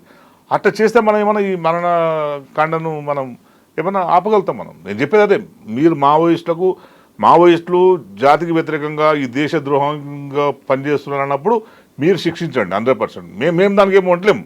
కానీ ఇట్లా బాంబులు వేసి, నీకు డ్రోన్స్ పెట్టి, నీకు డేగలతో నీకు స్పై చేసి, ఇదంతా ఈ టెక్నాలజీ ఎవరి మీద ఉపయోగిస్తామండి? మనం శత్రు దేశాల మీద ఉపయోగిస్తాం. మనం డేగలు ఇంటెలిజెన్స్ కోసము వేరే శత్రు బార్డర్లో ఏం జరుగుతుందో కనుక్కోవడానికి ఇది చేస్తాం. రాకెట్ లాంచర్స్ శత్రువు వస్తున్నప్పుడు, బార్డర్ క్రాస్ చేస్తున్నప్పుడు శత్రు మీద మనం రాకెట్ లాంచర్స్ ఉపయోగిస్తాం. మనం డ్రోన్స్ ఎక్కడ ఉపయోగిస్తాం? డ్రోన్ ఫైరింగ్ కూడా మనం చూస్తున్నాం కదా. మనం మనము ఆఫ్ఘనిస్తాన్లో కానీ, మన సిరియాలో కానీ, ఎక్కడెక్కడ ఏదో ఎన్ని దేశాల్లో మనం డ్రోన్స్ మనం వేరే దేశం మీద యుద్ధం చేస్తున్నాం కదా. వాళ్ళు మన పౌరులు కదా, మన రాష్ట్ర పక్కనే ఛత్తీస్గఢ్ రాష్ట్రం, అది Orissa border, Andhra Pradesh border, Telangana border. So ఇట్లా జరగడం కరెక్ట్ కాదనేది నా అభిప్రాయం. అందుకే నేను స్టేట్మెంట్ నాకు కూడా అది బాధ అనిపించింది. నేను స్టేట్మెంట్, అరే ఇట్లా ఇంత దుర్మార్గం జరుగుతున్నప్పుడు ఇంత ఉన్న వాళ్ళు మాట్లాడాలి, ఇన్ని రాజకీయ పక్షాలు మాట్లాడాలి, దుర్మార్గం కదా అది. నిజం పట్టుకొని ఎన్కౌంటర్ చేయడమే తప్పు మనిషిని. నువ్వు ఇంత దుర్మార్గంగా చేస్తే, ఇంతకుముందు మీరు అన్నట్టు అక్కడ ఆదివాసుల మీద పడుతున్నాయా బాంబ్స్, నిజంగా వీళ్ళ మీద పడుతున్నాయా? ఎవరు తెలుసు అండి? తెలియదు కదా, నీకు నాకు తెలియదు కదా. అక్కడ ఏం చెప్తుందో మరి ఎవరు రిపోర్ట్ చేయాలి? ప్రభుత్వం చెప్పాలి. చనిపోయిన అందరూ డ్రెస్ చేసి అందరూ నక్సలైట్ అని నమ్ముతాం అంతే. మరి అక్కడ ఏం జరిగిందో నీకు నాకు తెలియదు కనుక వాళ్ళు 100 మంది చనిపోయారు, 100 మంది నక్సలైట్లు అని నువ్వు అలిగ్రీన్ చేసేస్తే నక్సలైట్లు అనుకుంటాం మనం. కానీ వీళ్ళు నక్సలైట్లు కాదు, నా బిడ్డలు, నా అన్న అని చెప్పి వాళ్ళు చెప్పే స్కోప్ ఎక్కడుంది ఆదివాసులు? ఆ స్కోప్ మనకి ఇవ్వాలి కదా. ఆ పరిస్థితి ఎక్కడ ఉంది ఇప్పుడు? ఆ పరిస్థితి కనిపించలేదు. అంటే నువ్వు అర్థమైందంటే నువ్వు ప్రజాస్వామ్య హక్కుల్ని ప్రభుత్వం హరించుకుంటూ వాళ్ళని చంపేస్తుంది, అర్థం కదా. అయితే ఇప్పుడు సీతక్కతో పాటుగా రాష్ట్ర ప్రభుత్వం స్పందించాలి అంటే అక్కడ అవుతున్నటువంటి ఎన్కౌంటర్లు, దాడులు, ప్రతి దాడులని ఆపాలి అంటారా, లేదు శాంతి చర్చలకు పిలవాలి అని అంటారా? మీరు ఏం జరగాలంటారు? నేను వాళ్ళు కూడా సీజ్ ఫైర్ ఒప్పుకోవాలండి. అంటే మావోయిస్ట్ తరఫున మాట్లాడాను, మావోయిస్టులు కూడా సీజ్ ఫైర్ ఒప్పుకోవాలి, ప్రభుత్వం కూడా సీజ్ ఫైర్ ఒప్పుకోవాలి. ఒకసారి కూర్చొని మాట్లాడుకోండి. ఇప్పుడు ఇజ్రాయెల్ పాలస్తీనా కొన్ని రోజులు బీభత్సం కొట్టాడుకున్నారు కదా, కూర్చొని మాట్లాడుకోలేరా? ఇప్పుడు సీజ్ ఫైర్ అయింది కదా. నువ్వు 2 దేశాల మధ్యనే యుద్ధము అట్లా వాళ్ళు ముగించుకున్నప్పుడు మన మోడీ గారు చెప్పారు కదా, శాంతితో పరిష్కారాలు కావాలి తప్పించి, చర్చలతో పరిష్కారాలు కావాలి తప్పించి ఈ దేశాల మధ్య యుద్ధాలు జరిగితే ప్రజలకు నష్టం జరుగుతుందని మోడీ గారు చెప్పారు కదా. మరి నువ్వు వేరే దేశాల మధ్య యుద్ధాలు ఆపడానికి ఏమో ఒక రకంగా మాట్లాడతారు, ఇక్కడనే మన దేశ పౌరుల మీద మీరు యుద్ధం చేస్తారా? మీరు కరెక్ట్ కాదు కదా. మోడీ గారికి ఇది కూడా మరి చూసుకోవాలి, ఇది కూడా మన పౌరులే కదా. సరే ఆయుధులతో పట్టుకున్నారు, దారి తప్పిరు అనుకుందాం, మీ భాషలో దారి తప్పిర్రు, చట్ట వ్యతిరేకంగా పోతున్నారు అనుకుందాం. వాళ్ళని ఎట్లా పట్టుకోవాలనో అట్లా ఆలోచించండి. పట్టుకోని పక్షంలో ఏం చేయాలని ఆలోచించండి. నువ్వు పోలీస్ మాన్యువల్, మిలిటరీ మాన్యువల్ ఉంటుంది కదా. ఏ ఉద్యమ నిరసనకారులతోని ఆందోళన చేసే వాళ్ళతో ఎట్లా బిహేవ్ చేయాలో ఒక ప్రోటోకాల్ ఉంటుంది కదా. ఇప్పుడు ఒక ధర్నా జరుగుతుంది, రాస్తారోకో జరుగుతుంది, లేదా పెద్ద నిరసన ర్యాలీ జరుగుతుంది, దాంట్లో ఎవరన్నా దాని ఎట్లా కంట్రోల్ చేయాలో మన ప్రోటోకాల్ ఉంటుంది కదా. వాళ్ళని కంట్రోల్ చేయాలి. ఎట్లా కంట్రోల్ చేయాలి? ఫస్ట్ వాటర్ కెనాన్స్ ఉపయోగించాలి, లేదా కూడా బాష్పవాయు వేయాలి, లేదా కూడా రబ్బర్ బుల్లెట్లు వేయాలి, అంతే కదా. అంతే తప్పించి నువ్వు కాల్చి చంపని చెప్పారు కదా. సరే తప్పని పరిస్థితి వస్తే మన ప్రాణాలు కాపాడడానికి కాల్చి చంపుతాం. కానీ నువ్వు ఏ ప్రోటోకాల్స్ పాటిస్తున్నారు? వీళ్ళు ఏది లేదు. మొత్తం వీళ్ళకు ఉన్న అన్ని పవర్స్, మిలిటరీకి ఉన్న పవర్స్ అన్నీ ఇప్పుడు ఛత్తీస్గఢ్లో ఉన్న మావోయిస్టుల ఏర్వేతకు ఉపయోగిస్తున్నారు. అంటే ఒక శత్రు దేశంలో ఉన్న శత్రు దేశ సైనికులు, శత్రు దేశ పౌరులు మన దేశం మీద దాడికి వస్తే ఎటువంటి వాటిని ఉపయోగిస్తామో అటువంటి వాటి అన్నిటి కూడా మన వాళ్ళ మీద ఉపయోగిస్తున్నారు. అదే అదే ఇప్పుడు మనం తప్పంటున్నాను. నేనైతే అది తప్పంటున్నాను. మీరు వాళ్ళను పట్టుకోండి, శిక్షించండి, మీరు ఎటువంటి శిక్ష భారత రాజ్యాంగం ప్రకారం ఎటువంటి శిక్షణ వేసుకోండి. కానీ ఈ వాళ్ళని చంపే నెపంతో ఎంతమంది ఆదివాసులు చనిపోయారు చెప్పండి అంటున్నాను. ఇప్పుడు అదే మాట ఇటువైపు ప్రభుత్వం కూడా చెప్తోంది, భద్రతా బలగాలు కూడా చెప్తోంది. అదే గతంలో ఇప్పుడు మీరు దండకారణ్యం అన్నారు, మిలిటరీని అంతా అక్కడ ప్రయోగిస్తున్నారు అనుకున్నప్పుడు ఎవరూ రానటువంటి ఒక దుర్భేద్యమైనటువంటి అడవుల్లో వాళ్ళు ఉన్నారు, భీకరమైనటువంటి అడవుల్లో, అబూజ్మడ్ కావచ్చు, దండకారణ్యం కావచ్చు, ఇప్పుడు ఇంద్రావతి టైగర్ రిజర్వ్ ఏరియా, అక్కడ ఉన్నటువంటి అమాయకులు లేకుంటే గిరిజనులు ఆదివాసీలో బలవుతున్నారు. దీంతో పాటుగా టైగర్ రిజర్వ్ ఏరియాగా పెట్టుకున్న తర్వాత అక్కడ గతంలో లెక్కల్ని బట్టి చూస్తే 40+ టైగర్స్ తిరిగేవి. ఇంద్రావతి దగ్గర ఉన్నటువంటి లెక్కల్లోనే 6 పులులు తిరిగేవి. ఇప్పుడు అది ఒక్కటే ఉందేమో అనే ఒక డౌట్ వస్తుంది. అసలు ఎప్పుడు లెక్కలు చేశారండి? ఫారెస్ట్ ఎప్పుడు లెక్కలు చేశారు వీళ్ళు? మావోయిస్ట్ పోయి 40 ఏళ్ళు అయిందండి. వాళ్ళు 40 ఏళ్ళుగా అక్కడ ఉన్నారు. ఎప్పుడు ఎక్కడ పశువులకు మనుషులకు జంతువులకు ఎక్కడ కూడా వాళ్ళు ఇంద్రావతిలో కేవలం టైగర్స్ మాత్రమే కాదు, అత్యంత అరుదైనటువంటి అడవి దున్నలు కేవలం అక్కడ మాత్రమే కనిపిస్తున్నాయి. వాటికి కూడా అపాయం పొంచి ఉంది కాబట్టి దాన్ని ప్రొటెక్టెడ్ జోన్ లాగా మార్చుకోవాలి అనే మాట. అవును, కరెక్ట్. ఇప్పుడు వాటిని కాపాడాల్సిన బాధ్యత ప్రభుత్వం అంటే కాపాడినండి. నేను అదే చెప్తున్నాను. అసలు ఎన్ని ఉండే 50 ఏళ్ళకి ఎన్ని పులులు ఉండే, ఎన్ని చచ్చిపోయినాయి, ఎక్కడెక్కడ చచ్చిపోయింది, ఏమైనా డేటా ఉందా? వీళ్ళేమో చంపినరా? అంటే వాళ్ళకి మధ్యలో ఈ మధ్య కాలంలో పులిల చర్మాలు దొరుకుతున్నాయి, ఆ దంతాలు ఇలాంటివి గోర్లన్నీ దొరుకుతున్నాయి అనే మాట. అక్కడ స్మగ్లర్లు పోచర్లు వీళ్ళతో కలిసిపోయారు అనేది కూడా ఉంది. అందువల్లే అటాక్స్ అనేవి ఎక్కువ అవుతున్నాయి. స్మగ్లర్స్ ఉంటారండి, స్మగ్లర్సే చేస్తారు ఇవన్నీ. మావోయిస్టులు చేయరు కదా. ఇవన్నీ స్మగ్లర్స్ చేస్తారు, మావోయిస్టులు చేయరు కదా. సో చెప్తారు కదా, ఇప్పుడు ఆదివాసులు ఉంటారు కదా, వాళ్ళు అడిగి చెప్తారు కదా అసలు ఎవరు చేస్తున్నారు అనేది. వాళ్ళకి తెలుసు కదా ఏ అడవిలో ఏ పులి ఉందా, సింహం ఉందా, జింకలు ఉన్నాయా, దుప్పిలు ఉన్నాయా, వాళ్ళ చుట్టూ పరిధిలో ఏమేమి ఉన్నాయో వాళ్ళన్నీ తెలుసు కదా. వాళ్ళు చెప్తారు కదా. మరి వాళ్ళు ఎక్కడ చెప్పలేరు కదా. మా ఊర్లో పులులు ఉండే నక్సలైట్గా పోయినాయి, సింహాలు ఉండే పోయినాయి. సరే పులులు సింహాలు రక్షిస్తామండి, కాదనిలేము. అంటే ఇప్పుడు పులులు సింహాల కోసం ఉన్న పౌరులను చంపుకుంటామా? చంపుకోలేము కదా. వాళ్ళ కోసం ఆదివాళ్ళు చంపుకుంటామా? యాక్టివిటీ అవుతోంది వాళ్ళ వల్లే. అదే అండి, ఆ యాక్టివిటీ ఎక్కువైతే కంట్రోల్ చేసుకోమని చెప్పండి. కంట్రోల్ బాధ్యత ప్రభుత్వం అన్నట్టు. నేను కూడా ఎక్స్ట్రీమ్ యాక్టివిటీ ఉంటే, మీ చట్టానికి వ్యతిరేకంగా ఉంటే, మన చట్టానికి వ్యతిరేకంగా ఉంటే దాన్ని కంట్రోల్ చేసుకోవాల్సిన బాధ్యత ప్రభుత్వాన్ని. ఇట్లా ఇష్టం వచ్చిన రీతిగా ప్రవర్తించడం కాదు కదా.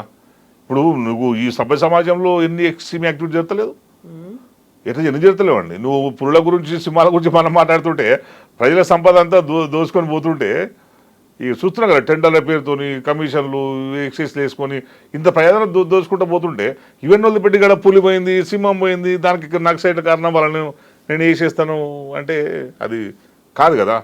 సో నువ్వు దానికి దేనికైనా ఒక పరిష్కారం ఉంటుంది. నువ్వు దానికి ఓ ఫెన్సింగ్ వేయండి, ఒక బార్డర్ వేయండి, కట్టడి చేయండి, వాళ్ళను మెల్లమెల్ల కట్టడి చేసుకుంటూ పోండి. అక్కడ రారు కదా. మీరు పోయి ఒక దగ్గర పెన్సింగ్ వేసుకుంటే అక్కడ రారు, ఇంకో దగ్గర వేసుకుంటూ పోతారు. మెల్లమెల్ల కట్టడి చేసుకుంటూ పోయిన అనుకోండి, వాళ్ళే పారిపోవచ్చు కదా ఎక్కడన్నా. సో ఏదైనా జరగవచ్చు కదా. దానికి కానీ చంపడం ఒకటే పరిష్కారం కాదు అంటున్నాను. నువ్వు ఏది ప్రభుత్వం ఏది చట్టపరంగా ఏది ఇద్దామన్నా వ్యతిరేకం కాదు, కానీ చంపడం ఒక్కటే పరిష్కారం కాదు. గత సంవత్సరం చూస్తే 220+ మావోయిస్టులు ఎన్కౌంటర్లు కావచ్చు, మిగతా దాంట్లో చనిపోతే ఈసారి 81 మంది ఇప్పటిదాకే చనిపోయారు అనేది నక్సల్స్ ఏరివేతలో 2026 వరకు చాలా కీలకం కాబోతుంది. అదే పనిలో కేంద్ర ప్రభుత్వం ఉంది, అక్కడ ఉన్నటువంటి బలగాలను కూడా మోహరించింది. మీరు అన్నట్టుగా అక్కడ ఏరివేత అనేది అవుతే అక్కడ ఉన్నటువంటి వ్యక్తులు పోతారేమో, సిద్ధాంతం ఉంటుంది అన్నారు కదా. ఆ సిద్ధాంతం ఏం చెప్తోంది? సిద్ధాంతం ఒక తీవ్రవాద ఆలోచనలతో ఉంది కదా అనేదే. ఏది తీవ్రవాద ఆలోచనతో లేదండి. వాళ్ళు తుపాకు పట్టుకుంటే సార్ నేను ఆ చర్చలకు నేను ఎందుకంటే నేను ఆ చర్చలకి మీరు నేను పోలే కానీ నేను చెప్తున్నాను ఎందుకంటే మీరు అందులో మధ్యవర్తిత్వం నాకు వహించిన నాకు నాకున్న అనుభవంతో ఎందుకంటే నేను నక్సల్బరి నుంచి శ్రీకాకుళం నుంచి మళ్ళీ తెలంగాణ సాయుధ పోరాటం మళ్ళీ తర్వాత ఇక్కడ ఉత్తరాంధ్రలో జరిగిన పోరాటాలు కావచ్చు మళ్ళీ నల్లమల్ల తర్వాత మళ్ళీ తెలంగాణలో ఈ పీపుల్స్ వారు మావోయిస్ట్ పార్టీ ఇవన్నీ ఒక దగ్గర పోయిన తర్వాత ఒక్కొక్క పాకెట్లో విస్తరించింది కదా దాన్ని బట్టి మనం అందే అనుకోవాలి కదా ఎక్కడి నుంచి పోయి నువ్వు నక్సల్బరి నుంచి పోయి మళ్ళీ నక్సల్బరి దాకా వచ్చింది రెడ్ కారిడార్ నక్సల్బరిలో అప్పుడు ఎన్కౌంటర్ అయ్యి అంతా అయిపోయిన తర్వాత మళ్ళీ శ్రీకాకుళం వచ్చింది కదా శ్రీకాకుళం నుంచి వచ్చిన తర్వాత మళ్ళీ తెలంగాణకు విస్తరించింది తెలంగాణ నుంచి మళ్ళీ శ్రీకాకుళం నుంచి రెడ్ కారిడార్ ఒరిస్సా బీహార్ ఇదంతా రెడ్ కారిడార్ మళ్ళీ పశ్చిమ బెంగాల్ దాకా పెద్ద కారిడార్ వాళ్ళది ఏర్పాటు చేసుకుని కదా సరే పోయిన తర్వాత పోద్దనుకుందాం మళ్ళీ ఇంకో కారిడార్ ఇంకో దగ్గర విస్తరిస్తుంది అంటున్నాను నేను ఎందుకంటే దాంట్లో ఉన్నది ఏంటంటే వాళ్ళు చెప్పేది ఏంది నువ్వు మనిషి గౌరవప్రదంగా బతకాలి వాళ్ళు చెప్పేది ఏంది ఎవరి కష్టం వాళ్ళకు దక్కాలి దోపిడీ లేని సమాజం రావాలి సమాన హక్కులు అన్నికి సమాన హక్కు కావాలి నువ్వు వేరే ఏం సిద్ధాంతం వేరే అక్కర్లేదు కదా నేను అడుగుతున్నాను కదా నాకే కావాలంటారు కదా నాతో గౌరవం కోసం నేను కొట్లాడతా నాకు సమాన హక్కులు కావాలంట నాకు మాట్లాడే హక్కు నాకు ప్రచారం చేసే హక్కు నేను ఉందని అంటాను నేను నీకు వ్యతిరేకంగా మాట్లాడితే నువ్వు ఇప్పుడు నచ్చట్లేదు అంతే కదా దాన్ని నన్ను ఉదకాలనుకుంటావు అది నేను ఇంకా క్వశ్చన్ చేస్తుంటాను ఇప్పుడు అదే జరుగుతుంది సో సింపుల్ ప్రజలు ప్రశ్నించడం ఒకటికైతే ప్రజలకున్న హక్కుల్ని కాపాడడం ఒకటి వాళ్ళకు జీవనోపాధిని కల్పించాలి ఇప్పుడు ఒక ఓటు వేసుకొని గెలుస్తాము గెలిచిన తర్వాత వాళ్ళకి ఇచ్చిన హామీలు నెరవేర్చుకోవాలి కదా వాళ్ళ కోసం పనిచేయాలి కదా నేను మళ్ళీ 5 ఏళ్ళకి ఒకసారి పోతా అంటే నువ్వు కాదు కదా సో వాళ్ళు కూడా ఏంటంటే వాళ్ళు చెప్పే విధానం కూడా నువ్వు సింపుల్ ఒకటండి నువ్వు జనతా సర్కార్ చూస్తే వాళ్ళ సిద్ధాంతం వాళ్ళ ఏందనేది సింపుల్ అర్థమైంది మనకంతే జనతా సర్కార్లో ఒక ఎక్స్పెరిమెంట్ అది అంటే ఒక జీవన విధానాన్ని అలవాటు చేసిన వాళ్ళు అదొక మనిషి ఒక గ్రామము ఎట్లా స్వయంగా ఎట్లా బతుకోవచ్చు ఎట్లా స్వయం సమృద్ధి సాధించవచ్చు అనేది ఒక ఎక్స్పెరిమెంట్ అది సో నువ్వు దాన్ని కనుక మనం అన్ని గ్రామాలు చేసుకుంటే నీకు ఏం అక్కర్లేదు అది నీకు ఏ పోరాటం అక్కర్లేదు ఏ విప్లవం అక్కర్లేదు నువ్వు ఏ ఎలక్షన్ ఏమి అవసరం లేదు కదా మరి అదే చేసుకోవచ్చు కదా అదే చెప్తున్నారు కదా వాళ్ళు తుపాకులు ఎక్కడ పట్టుకున్నారు వాళ్ళు మనం మొత్తం చరిత్ర నుంచి చూసుకుంటే కూడా వాళ్ళు తుపాకులు పట్టుకుంటానే నక్సలైట్ కాలేరు కదా భూస్వాములు పోరాటం చేస్తున్న క్రమంలో భూస్వామి దగ్గర తుపాకులు కదా భూస్వాములు పోలీసుల దగ్గర తుపాకులు కదా అధునాతనమైనటువంటి ఆధునిక టెక్నాలజీ అన్ని పోలీసుల నుంచి గుంజుకున్నాయండి నాకు తెలిసి అన్ని నాకు ఇనిషియల్ స్టేజ్లో అన్ని పోలీసుల నుంచి తీసుకున్నాయి ఇప్పుడు గడిల మీద దాడులు చేశారు గడిల మీద దాడులు చేస్తే వాళ్ళు తుపాకులతోని ఉద్యమకారుల మీద వాళ్ళు తెలంగాణ సాయుధ పోరాటంలో తుపాకులు ఎక్కడి వాళ్ళతో లేవు కదా గడిల నుంచి తీసుకొని తర్వాత వాళ్ళు తీసుకొచ్చి నమూనా తయారు చేసుకొని పోరాటం చేసింది ఇప్పుడు వాళ్ళు కూడా అట్లే చేసారు ఒక పోరాటం జరుగుతున్నప్పుడు దానికి అవన్నీ చెప్తాను అందుకే చెప్తాను ఆ సబ్జెక్ట్లో మనం పోతే ఇక నేను చేయలేను కానీ సో బాగుందంటే సిద్ధాంతం మాత్రం బతికి ఉంటుంది అంతే ఏదైనా ఉంటుంది అది స్ప్రెడ్ అవుతుంది కదా అంటే నీకు ఒక మనిషి ఎట్లా బతకాలి అనేది ఒక మనిషి గౌరవంగా అతని అనేది తిండి ఉండాలి గౌరవం ఉండాలి ఆత్మ గౌరవం ఉండాలి సెల్ఫ్గా ఇంకా నువ్వు సస్టైన్ కావడం ఎట్లా అనేది అన్ని రకాలుగా ఉంటుంది కనుక అది నీకు ఉంటుంది అంటే ఇంకా నేను దాంట్లో నేను పండినోడు కాదు సిద్ధాంతం పట్ల నాకు పూర్తి పట్టున్నాను కాదు కానీ లేదండి అంటే ఒకటండి నాకు ఏంటంటే మంచి ఎవరు చేసినా నేను కేసీఆర్ కూడా నాకు ఇష్టం మరి నాకు కేసీఆర్ గారు ఇష్టం నాకు ఎందుకంటే తెలంగాణ ఉద్యమంలో బాగా పనిచేసాడు నాకు కేసీఆర్ గారు కూడా ఇష్టపడతాం భగత్ సింగ్ ఇష్టపడతాం స్వాతంత్రం కోసం పోరాడు గాంధీని కూడా ఇష్టపడతాం అందరూ ఎవరెవరు మంచి పని చేసిన వాళ్ళందరి పట్ల ఇష్టపడడంలో తప్పేముంది ఇప్పుడు నక్సలైట్ కూడా మంచి పని చేసినట్టు నేను ప్రత్యక్షంగా చూసినాం కనుక అరే అవును ఇంత బాగా ఇంత బాగా చేస్తున్నారు కదా అనేది ఒక మంచి వస్తుంది నువ్వు మన ఊర్లో ఉండి అన్ని సౌకర్యాలు ఉండి మన ఊరినే మనం బాగుపరచుకోలేని అసమర్థులమైనప్పుడు అడవిలో నువ్వు ఎటువంటి సౌకర్యాలు లేకుండా కూడా నువ్వు అంత మంచి చేసినప్పుడు నువ్వు మెచ్చుకోవాలా లేదండి మనం ఇప్పుడు నీకు నాకేమైంది మన ఊర్లో పోయి మనం ప్రయోగాత్మకంగా రండి మనందరం కలిసి వ్యవసాయం చేసుకుందాం మంచి ఫుడ్ మంచి పంటలు పండిద్దాం అన్ని పంటలు పండించుకుందాం కలిసి వ్యవసాయం చేసుకుందాం వచ్చిన దాంట్లో కుటుంబానికి ఇంత పంచుకుందాం అంటే మనం చేయగలుగుతాం మన ఊర్లో మరి వాళ్ళు చేయించిన కనుక వాళ్ళు నచ్చింది అంటున్నాను నేను అట్లాంటి ఇక్కడే కాదు దండకరనే కాదు వాళ్ళు ఏ ప్రాంతంలో కూడా చాలా నల్లమల్లో కూడా చాలా ప్రాంతాల్లో వాళ్ళు అట్లా చేశారు మేము పోయినప్పుడు అక్కడక్కడ స్టోరీలోకి పోయినప్పుడు సో అట్లాంటిది ఉన్నది కనుక మనం వాళ్ళంటే కొంచెం తెలంగాణలో ఏం లేదన్న తెలంగాణలో నక్సలైట్లు వచ్చిన తర్వాతనే ఒక ఆత్మగౌరవం వచ్చింది ప్రతి ఒక్కరికి అనేది ఎందుకంటే ఊర్లలో ఉన్న వాళ్ళకు దొరల మీద భూస్వాముల మీద పోరాటం చేసిన తర్వాతనే కొంచెం భయపడి పరిస్థితి అదుపులోకి వచ్చింది. లేదంటే ఇంకా ప్రజలు ఇంకా బానిసత్వంలో పోయేటోళ్ళు అనేది మాత్రం వాస్తవం. ఎందుకంటే చదువుకున్న చరిత్ర కానీ మనం పాఠ్యాంశాల్లో ఉన్నాయి కదా, మనం తెలంగాణలో ఎంత దుర్మార్గాలు జరిగినాయి ఏంది అనేది. ఇప్పుడు టీఎస్పీఎస్సీ సిలబస్లో కూడా పెట్టారు. టీఎస్పీఎస్సీ సిలబస్లో వాళ్ళని దొంగలు ద్రోహులు చిత్రీకరించలేరు కదా, అదొక పోరాటం పెట్టారు. అది పోరాటం. తుపాకులు పట్టుకున్నారు, ఎందుకు పట్టుకున్నారు అంటే అది వేరే విషయాలు అవన్నీ ఉంటాయి, కానీ అదొక పోరాట రూపం. అది తర్వాత క్రమంలో అది ఇట్లా అయిపోయింది. అందుకే ఏంటంటే మనము ఏంటంటే ఈ దేశ పౌరులుగా, ఈ రాష్ట్ర పౌరులుగా ఇట్లాంటి అవానమీయ పరిస్థితిని అయితే ఆపితే బాగుంటుందని ఒక ఆవేదన ఉంది, అంతకుమించి ఏం లేదు. సో ఇప్పుడు మీరు సిద్ధాంతం స్ప్రెడ్ అవుతుంది అనుకున్నప్పుడు, వ్యాప్తి జరుగుతుంది అనుకున్న, అది అడవుల్ని వదిలి నగరాలు అంటే గతంలో పల్లెల్లో కనిపించింది, ఆ తర్వాత నగరాల వైపు కూడా వస్తుందా ముందు లేదని ఎందుకు అనుకుంటాం మనం? లేదని ఎందుకు అనుకుంటామంటే మంచి మాట్లాడే ప్రతి ఒక్కరు నక్సలైట్ అంటారు కదా ఇప్పటికీ. అర్బన్ నక్సల్ అంటాడు. ఇప్పుడు ఎవరైనా మాట్లాడినా అనుకోండి, ఉన్నది ఉన్నట్టు మాట్లాడితే అర్బన్ నక్సల్స్ అంటారు, అందరు ఇది అంటారు. సో అంటే ఇప్పుడు దాన్ని ఒకటేంటంటే ప్రభుత్వాలకు నచ్చవు, ప్రభుత్వాలు చేసిన విధానాలని ప్రశ్నించడం ప్రభుత్వాలకు స్వతహాగా మామూలుగా అయితే నచ్చవు. వాళ్ళు ఏ విధానం పెట్టినా కరెక్ట్ అనాలి, అప్పుడు వాళ్ళకి కరెక్ట్. ఎట్లా కాదు, ఇది ఎందుకైతుంది, ఇది ప్రజా వ్యతిరేకమైంది, ఇది ప్రజలను దోచుకునేది అని అంటే మీరందరూ ఐడియాలజీతో ఉన్నారు, మీరంతా అర్బన్ నక్సల్స్ అని ఒక ముద్ర వేయడం. ఇప్పుడు వరరావు ఉన్నారండి, వరరావు గారు తుపాకు పట్టలేరు కదా పాపం. 80 సంవత్సరాల వయసులో ఆయన తెలంగాణ రాష్ట్రం రాకుండా ముంబైకి పరిమితం చేశారు కదా. ఆయన తుపాకు పట్టుకోవడం రాస్తాడు, ఆయన అభిప్రాయం, రాజ్యాంగం ఇచ్చిన హక్కు అది, రాయడము మాట్లాడడము స్వేచ్ఛ. అది నీ వల్ల పలాడవులు ప్రభావితం అయిపోయి ఉన్నాడు, దానికి ఎట్లా అంటాను? ఇప్పుడు నేను ఇప్పుడు నేను అక్కడ పోయి ఇచ్చిన నేను ప్రభావితమని అనుకుందాము, దానికి ఎవరి మీద కేసు పెడతారు అంటే నాకు నచ్చింది అది బాగుంది. నేను ఇప్పటికీ పాజిటివ్గా చెప్తాను, మీతో కూడా చెప్తున్నాను కదా. అసలు అది చూసి నాకు ఇప్పటికీ కళ్ళలో ఆనందం అనిపిస్తుంది. నాకు ఇంత బ్రహ్మాండంగా వ్యవసాయం చేసుకున్నాను అని చెప్పి ఇప్పుడు నేను మా ఊర్లో కూడా నేను దాన్ని చూసే వ్యవసాయం పట్ల అట్రాక్ట్ అయ్యాను. నేను లేకపోతే మా ఊరు కూడా పోయటాను కానీ నేను. సో ఇప్పుడు మరి తెలంగాణ రాష్ట్ర ప్రభుత్వం ఎందుకని స్పందించట్లేదు? ఇన్ని ఎన్కౌంటర్లు అవుతున్నాయి, ఇంతమంది చనిపోతున్నారు అంటే ఏ ప్రభుత్వమైనా గద్దెనెక్కినాక అంతే ఉంటుంది కదా, బహుశా ఈ ప్రభుత్వం కూడా అట్టే కావచ్చు. వాళ్ళు మరి పాపం వాళ్ళకైనా తెలుసుకోవాలి. వాళ్ళు కూడా ఒక ప్రభుత్వం దించాలంటే ఇంకో ప్రభుత్వాన్ని సపోర్ట్ చేసి, ఇంకోటి దించాలంటే ఇంకోటి సపోర్ట్ చేసి ఇట్లా చేసుకుంటే కాలం అయితే పరిష్కారం కాదు. అది ఒక శాశ్వతంగా ప్రజలకు అనుకూలంగా ఉండే విధానం అయితే ఉండాల్సిన అవసరం ఏ పార్టీకైనా ఉంటుంది, ఆ పార్టీకే కాదు ఏ పార్టీకైనా ఉంటుంది. అయితే ఇప్పుడు వాళ్ళు కూడా ఏంటంటే ఇప్పుడున్న పరిస్థితుల్లో నా వ్యక్తిగత అభిప్రాయం, టెక్నాలజీ పెరిగిపోయింది, ఎవరు ఏ మూలనున్నా క్షణాల్లో కనిపెట్టవచ్చు. ఇప్పుడు అది మరి ఎంతవరకు సమంజసమైందో వాళ్ళు కూడా కొంచెం చూసుకోవాల్సిన అవసరం ఉంటుంది. అది ఎందుకంటే నువ్వు ఒక మనిషి ప్రాణం పట్ల కన్సర్న్ మనకు అంతే.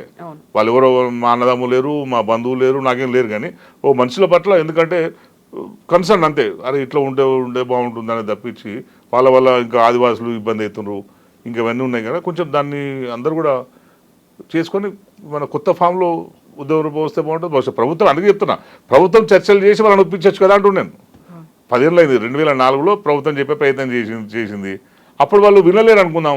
ఇప్పుడు మళ్ళీ 2025 కదా, 20 సంవత్సరాలు కదా, 20 సంవత్సరాల్లో వాళ్ళు ఏమైనా మార్పు వచ్చిందేమో పిలిచి మాట్లాడమని చెప్తున్నాం. మేము కూడా నేను చెప్పలేం కదా, ఒక ప్రయత్నం చేయమని చెప్తున్నాను నేను. ఈ 20 సంవత్సరాల కాలంలో పెరిగిన టెక్నాలజీ, ప్రభుత్వానికి ఉన్న వనరులు ఇవన్నీ చూసిన తర్వాత కూడా వాళ్ళ ఆలోచనలు ఏమన్నా తేడా వస్తుందేమో, లేదు వాళ్ళు ఇంకేమేమి చెప్తారో ఒకసారి. సో పిలిచి మాట్లాడితే తెలుస్తాయి కదా, సమాజం ముందు పెడితే వాళ్ళు ఏం చెప్తారు వీళ్ళు ఏం చెప్తారు, ఒక చర్చ జరగాలి కదా సొసైటీలో. ఇప్పుడు నువ్వు అమెరికాలో అధ్యక్షుడు ఎన్నికైనప్పుడు ఇద్దరు చర్చ ఒకే పోడియం మీద అంతే కదా, ఒకే పోడియం ఉంటారు కదా. నీ అభిప్రాయాలు నువ్వు చెప్పాలి, వీళ్ళ అభిప్రాయం చెప్పాలి, ప్రజలు ఎక్కడ ఎవరు తీసుకుంటారో వాళ్ళు తీసుకుంటారు. సో ఇది కూడా అట్లాంటిది ఒక మంచి వాతావరణాన్ని క్రియేట్ చేస్తే ఓ పర్మనెంట్గా ప్రశాంతత ఉంటుంది అంటాను నేను. ఇప్పుడు ఏదో నాకు తెలిసి అమిత్ షా 10 ఏళ్ళు చెప్తూనే ఉన్నాడు, వచ్చే సంవత్సరంలో తీసేస్తాం, వచ్చే సంవత్సరం తీసేస్తాం, ప్రతి సమ్మర్లో ఇదే మాట చెప్తుండే ఆయన. చెప్తా ఏరి పారేయడం అనేది సాధ్యమే కాదు, సాధ్యం కానే కాదు చెప్తున్నాను నేను. ఏముంటుందండి ఆడ బస్తాలో లేకపోతే పోయి ఢిల్లీలో ఉంటారు, ఢిల్లీలో ఉండొచ్చు కదా, ఎవరు తెలుసు. పోయి గుజరాత్ అహ్మదాబాద్లో ఉండొచ్చు, ఏ రూపంలో ఉన్నారు నీకేం తెలుసు, నాకేం తెలుసు, తెలియదు కదా. ఇప్పుడు ఐఎస్ఐలు ఉన్నారు, ఐఎస్ఐ వాళ్ళు ఎక్కడ ఉంటారో తెలుసా అండి. గృహమైన పనులు ఉంటాయి కనుక వాళ్ళు ఈజీగా పట్టుబడతారు. సార్ నువ్వు ప్రజలతో ఉండుకుంటూ పని చేస్తున్నప్పుడు నువ్వు ఎట్లా పట్టుబడతావు చెప్పండి. సో అందుకే ప్రభుత్వం అట్లా స్పందించాలి, పాజిటివ్గా స్పందించాలని నేను కోరుతున్నాను నేను. మరీ ముఖ్యంగా మన తెలుగు రాష్ట్రాల వాళ్ళు ఎక్కువ చనిపోతున్నారు కనుక ఆ బాధ్యత మన తెలుగు రాష్ట్రాల మీద ఉన్నది. బహుశా మన చంద్రబాబు నాయుడు మన రామచంద్ర రెడ్డి ఎన్కౌంటర్ ఏంటంటే చంద్రబాబు నాయుడు చంపణ ప్రయత్నం చేసిండు ఆయన అని చెప్పి ఆయన ఎన్కౌంటర్ చేసిండు అని చెప్పే వాదన కూడా ఉన్నది ఒకటి. సో ఎట్లున్నా సరే కానీ మన వాళ్ళు పోతున్నారు కనుక రెండు రాష్ట్రాలు దేశంలో మొత్తం నక్సలైట్ ఉద్యమం వ్యాపించిందంటేనే ఇప్పుడు మన రాష్ట్రం నుంచే కదా. సో దానికి ఇంకోటి ఏంటంటే మొత్తం నక్సలైట్ లాంచ్కి ఈ ప్రపంచంలో ఎక్కడ ఏ నక్సలైట్ ఉన్న విషయం మన తెలంగాణ ఆంధ్రప్రదేశ్ పోలీసులకు మాత్రమే తెలుసు, మిగతా రాష్ట్రాలు ఎవరు తెలియదు. అంత నెట్వర్క్ ఇక్కడ నుంచే ఉంటుంది, అంత నెట్వర్క్ మన పోలీసులు డెవలప్ చేసుకోగలిగారు.